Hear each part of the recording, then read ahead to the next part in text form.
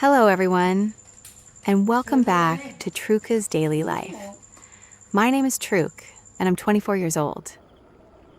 I was born and raised in a poor family in a small village in Ninh, Vietnam, in a family that has faced many difficulties. I currently study and work in Vin City. My life may not be glamorous, but there are many little stories and moments that I want to capture and share with you. In my previous videos, I've shared quite a bit about my everyday life. Today, I'm taking you to a very special place in my hometown of Ninh, the birthplace of President Ho Chi Minh. This is not only the place where he spent part of his childhood, but also a site that preserves many stories, images, and memories connected to one of the most important figures in Vietnamese history. As someone who was born and raised in Ninh, I've heard many stories about this place since I was a child. But today, I finally have the chance to visit it myself and experience the peaceful atmosphere of this historic village. So, come along with me as we explore this quiet, simple countryside and discover some of the stories behind the hometown of President Ho Chi Minh. Today, I woke up much earlier than usual at around 5 a.m. because I have a special trip ahead of me. It was still quite dark and quiet outside, and the whole house seemed to be asleep. I quietly prepared my clothes and packed the things I needed, trying not to wake anyone up. To be honest, I was still a little sleepy, but I was also really excited. Maybe because today I'm going to visit a very special place in my hometown of Vinh An. I've heard many stories about this place since I was a child, but I haven't had many opportunities to truly explore it. After choosing my outfit, I tie my hair up neatly to get ready for a day with quite a bit of traveling. Since I'm heading out early in the morning, maybe spending quite a lot of time outdoors, I want to keep everything simple and comfortable. I'm not doing anything too fancy with my makeup today. I'm just applying some sunscreen and a little lipstick to make my face look fresh and natural. For trips like this, I find that keeping my makeup light and simple is the most comfortable. Today, I'm wearing a pair of jeans with a long-sleeve t-shirt. I prefer simple clothes that are easy to move around in and comfortable for traveling. The long sleeves also provide some protection from the sun. While the jeans are comfortable enough for the journey, everything is almost ready now. I'll just check my things one more time, and then we can start today's special trip. My mom drove me by electric scooter to our local community center where everyone had already gathered early in the morning. Today, I'll be going with a few friends and the children and teenagers from our village. From a distance, I could already see 2 limousine buses neatly parked in front of the community center. The 2 buses were ready to take everyone to today's destination. The morning atmosphere was also starting to feel livelier as everyone gradually arrived and gathered together. The community center was much livelier than usual this morning. All the children and teenagers from our village had gathered, and you could see the excitement on their faces as they looked forward to the trip. Some were chatting happily with their friends, while others stood beside their parents waiting for the journey to begin. Many parents also came early to see their children off and make sure they were ready before departure. Looking at everyone gathered together like this, I could really feel the excitement and joy of a special morning before a trip. The children have all boarded the buses, settled into their seats, and are ready for the journey. Everyone's excited, and our trip officially begins. Along the way, the countryside looks so peaceful, with vast green rice fields stretching out on both sides of the road. The warm morning sunlight casts a beautiful golden glow over everything, making this familiar scenery feel even more peaceful and charming.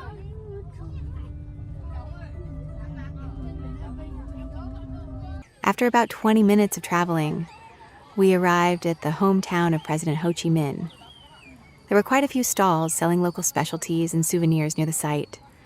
So, we spent some time letting the children look around and choose a few small gifts to take home.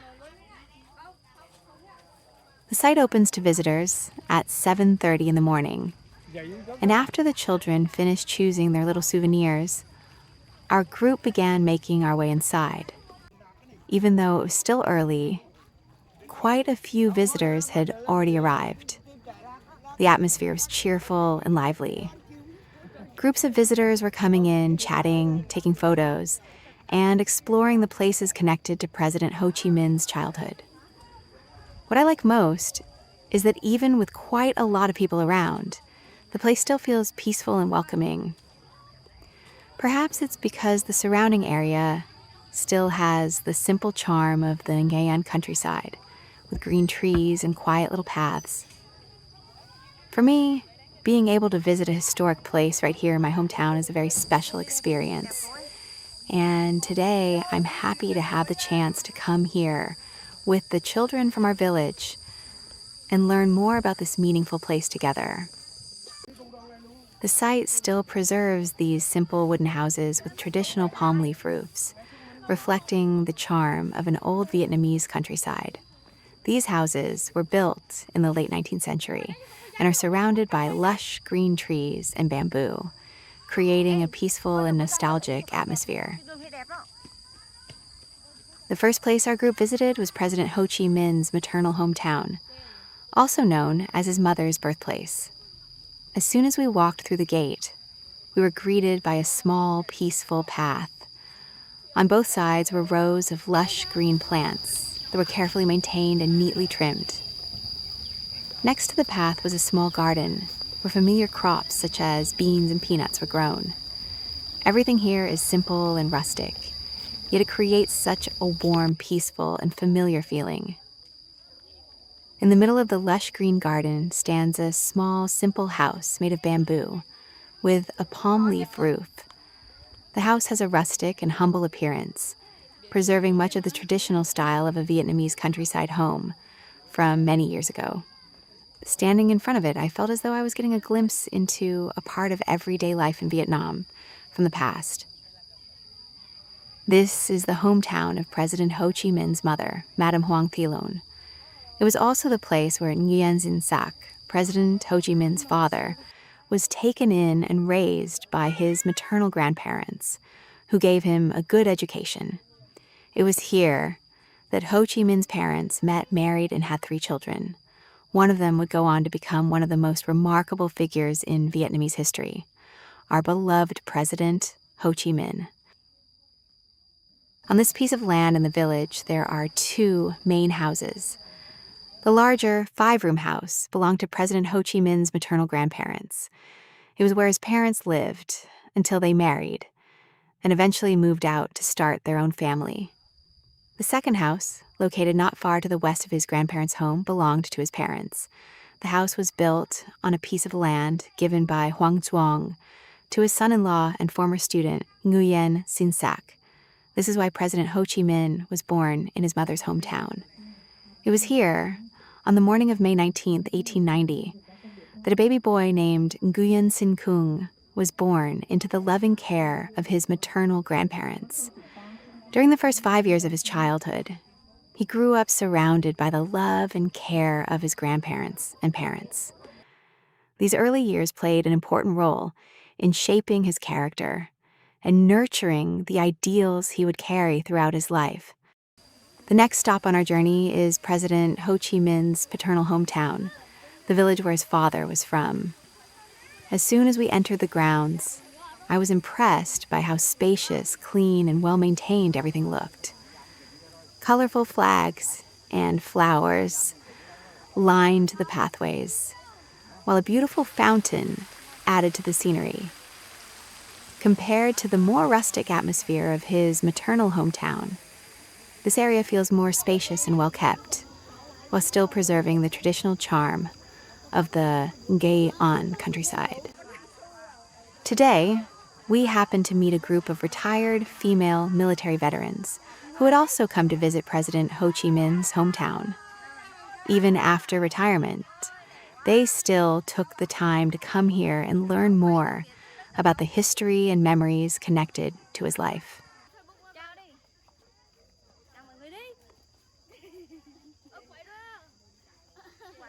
The path leading to President Ho Chi Minh's paternal home has a rustic charm similar to his maternal hometown.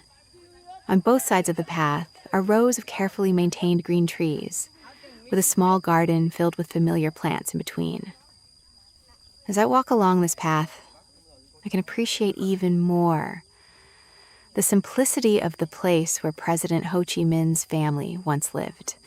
This house was a gift from the people of Lang Sen.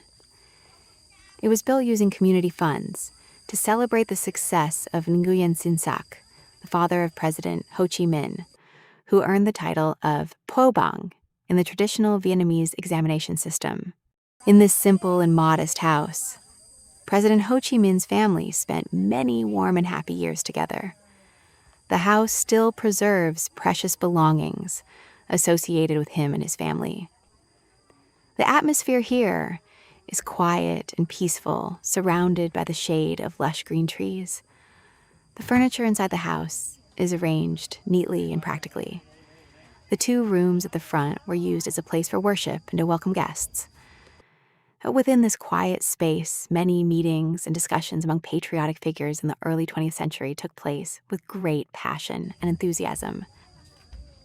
This was the area where the family spent time together, had their meals, and carried out their daily activities. Next to it was a small kitchen with a traditional 3-legged iron cooking stand. All the cooking utensils, such as clay pots, earthenware cookware, bowls, and chopsticks, were neatly arranged in a bamboo rack placed against the wall. Like many other farming families at the time, the house also had a rice mill and a rice-pounding mortar. Although the kitchen had a thatched roof, everything was arranged neatly and practically, making the space feel airy, cool, and comfortable.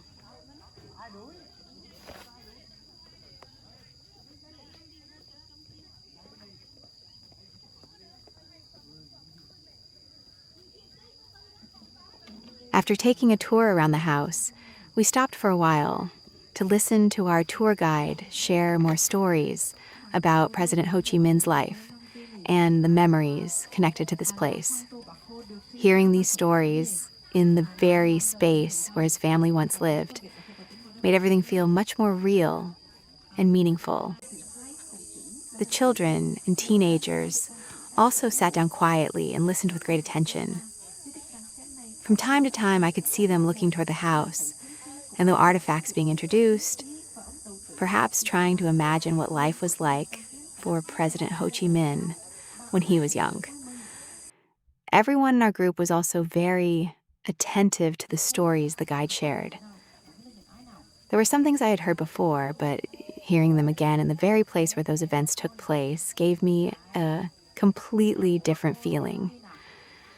For me, today's trip was more than just visiting a historical site.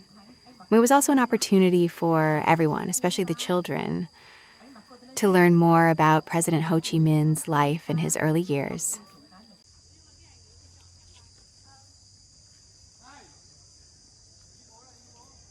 So our trip today has come to an end.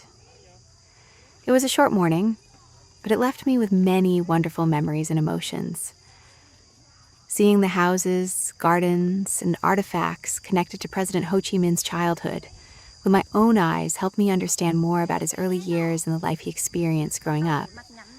I'm also very happy that I had the opportunity to take this trip together with the children and teenagers from our village. I hope this journey not only gave them some happy memories, but also helped them learn more about their history and their hometown. Thank you so much for spending your time and joining me on today's journey. If you enjoy videos about everyday life, hometowns, and simple trips like this, don't forget to like, subscribe, and leave a comment to support my channel. See you again in the next journey on Trucy's Daily Life.